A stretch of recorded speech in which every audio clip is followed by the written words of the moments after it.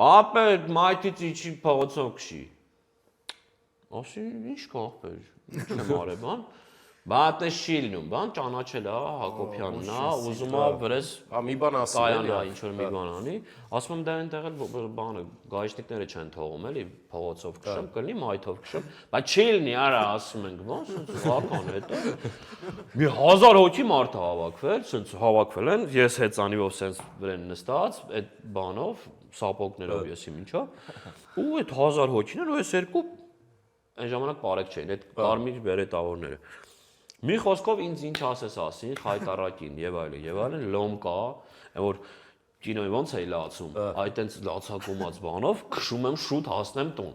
Հասնեմ տուն, որ տենամ այս ոստիկանների հարցը ոնց պետք է լուծեմ։ Գնացի հանգիստ շուտ արագ 102։ Զանգի դե ես Հետո դիսպոզի հետո Ալո բարև ձեզ, ասի բարև ձեզ, հա, բա մի քիչ խառը էլի տենց։ Բարև ձեզ, Հակոբյանն է զանգում, արդեն կա իրանց մոտ էլի անգիր։ Էլի ես եմ։ Ամերիկա Ու տենց բա ինչ ա, ասի հաղորդում եմ ուզում ներկայացնում, ինչի մասին։ Բա ասացի սենց բարեք բան։ Հաղորդում եմ ուզում երկա։ Էլի այդ տղա։ Կարմիր բերետավորները ինձ օպերայի մոտակայքում բռնել 9:26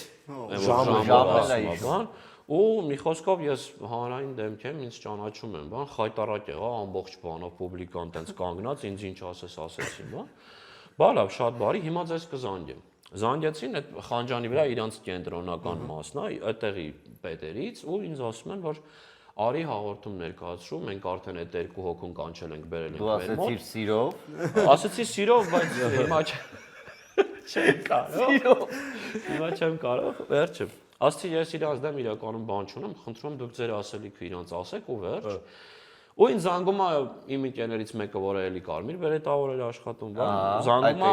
ասում է բախբեր, այդ երկու տղուն գործից անել են քո պատճառ, քո բանով։ Չի սարել։ Օրոսի հորս արավ լավ են արել։